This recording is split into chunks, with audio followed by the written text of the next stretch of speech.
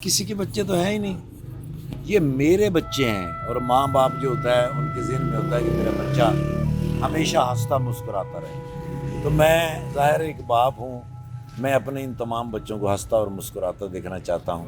جب تک میں زندہ ہوں ان بچوں کے لیے میں لگا رہوں گا. ان بچوں کی سانسوں کے ساتھ میری سانسیں.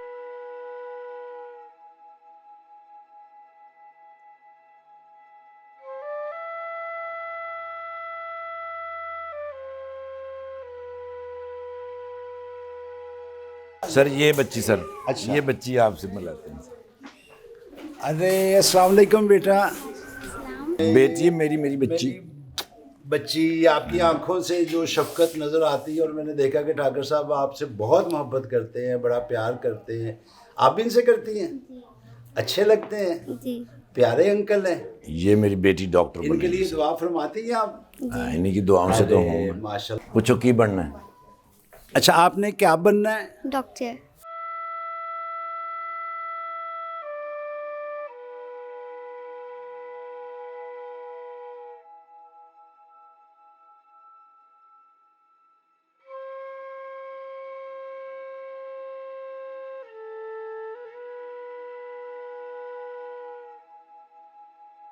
کیا بنے گا میرا بچہ بڑا ہو کے؟ ڈاکٹر. کیوں جی؟ ارے واہ کیوں کہتے ہیں یہ کیوں ڈاکٹر؟ کہتے ہیں؟ اس لیے کہ انہوں نے نا یہ سارا ماحول دیکھا ہے، ان کو پتا ہے کہ باقی بچوں کو نا جی ڈاکٹر کی ضرورت ہے. جی.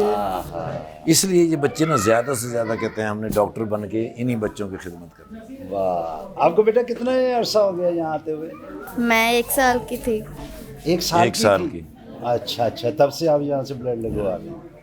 ماشاء اللہ. ٹھاکر انکل بہت اچھے لگتے ہیں آپ کو؟ کافی اچھے لگتے ہیں. میں موویز بڑی اچھی دیکھتی ہوں. کدھر جائیے؟ جی. کدھر جائیے؟ کدھر جائیے؟ کدھر جائیے؟ آپ ٹھاکر انکل کو جگت کریں گی؟ کدھر طرح کون نہیں لگا منہ ہے. یہ فلم میں آپ نے بولا تھا. اچھا. ابھی پھر میں آپ کے لیے بنا رہا ہوں سپر پنجابی.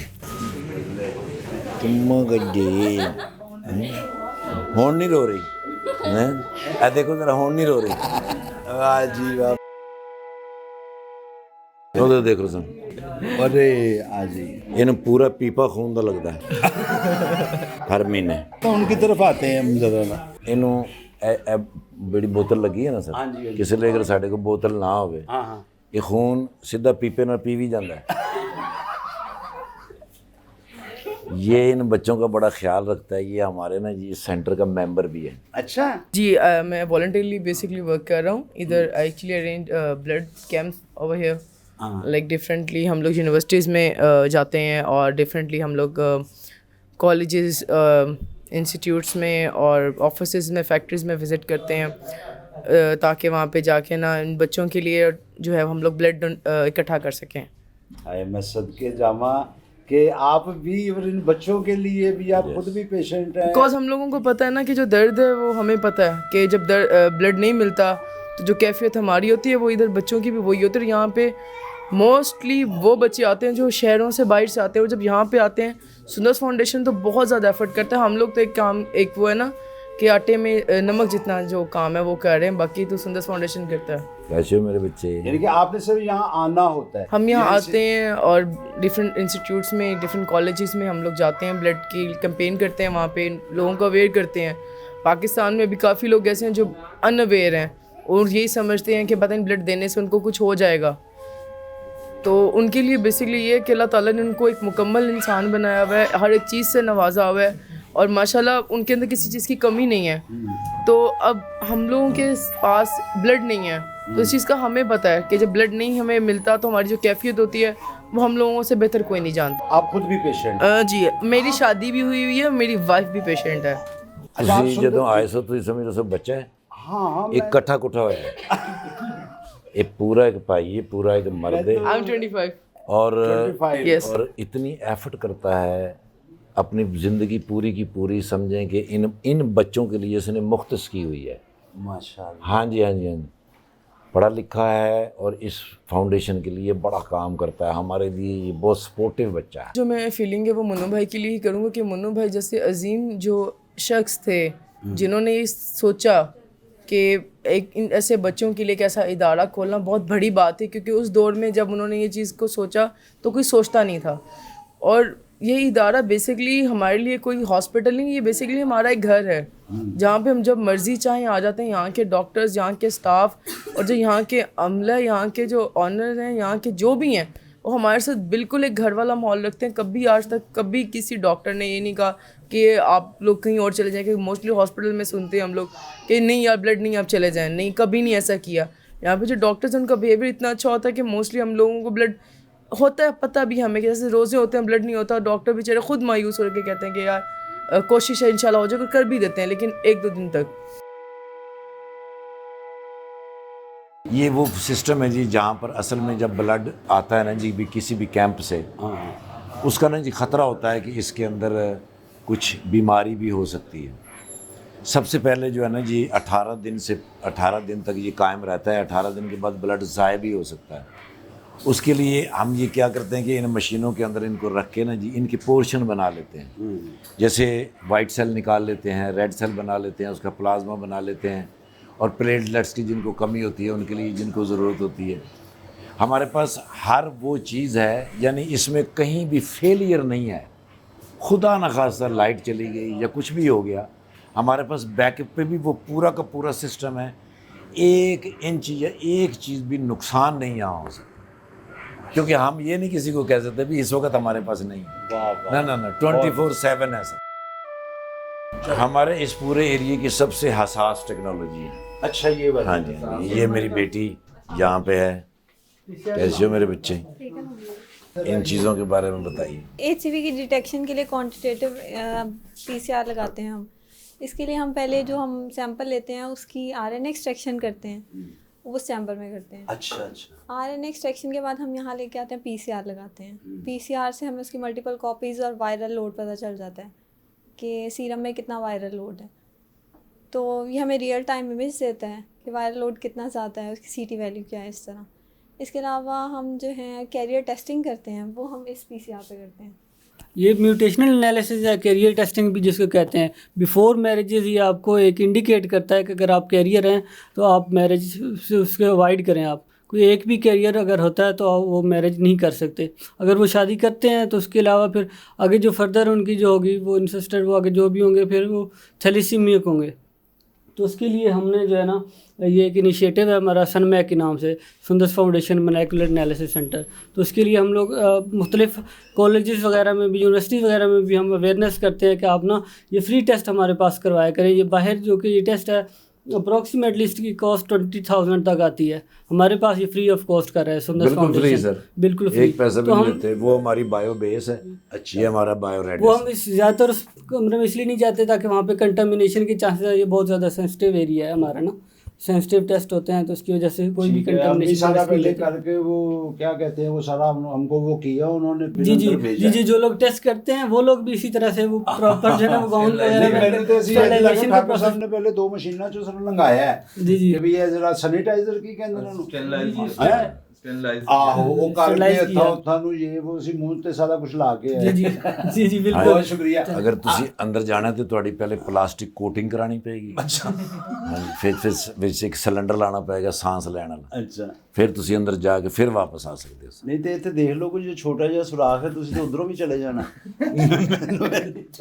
آؤ.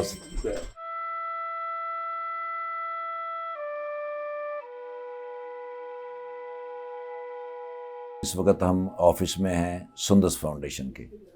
علی رؤف صاحب جو ہمارے یہاں کے ڈائریکٹر ہیں, محترم جناب علی رؤف صاحب. السلام علیکم. جی میں یہ صرف آپ سے یہ پوچھنا چاہ رہا ہوں کہ یہ بنیاد جب پڑی جب منو بھائی تو آپ تب سے ہی ان کے ساتھ؟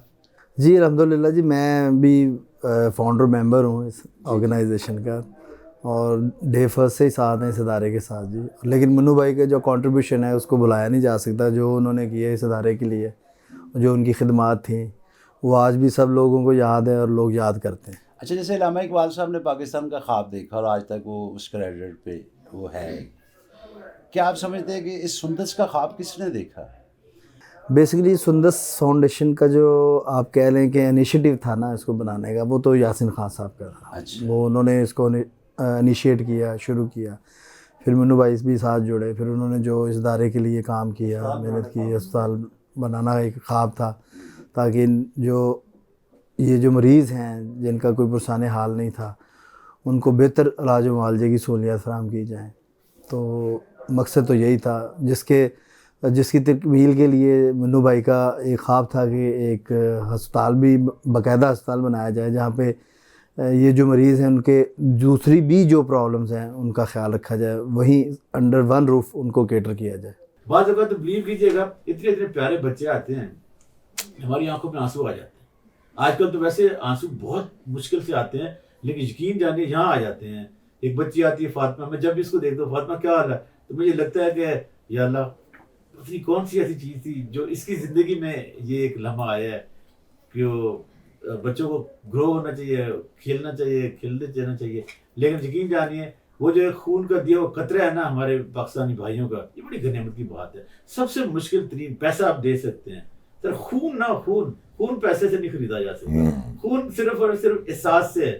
اور یہ جو ہماری قوم میں ایک احساس کا جذبہ ہے، جس طرح آپ نے تکمیل پاکستان کی بات کی تو اس میں خون شامل تھا، 1 ملین لوگوں کا خون شامل ہے سر، 1 ملین، تھوڑی بات نہیں ہے۔ جب ادھر سے ادھر آئے تو 10 لاکھ لوگوں کی زندگیاں چلی، اللہ وہ خون کا ایک قطرہ ہے۔ اس قطرے کا میرے خیال ہے کہ خواب کی تکمیل بھی یہی ہے کہ اپنے ملک میں ان خوابوں کی تکمیل کریں جو آپ نے، یہ ہم نے کرنا ہے۔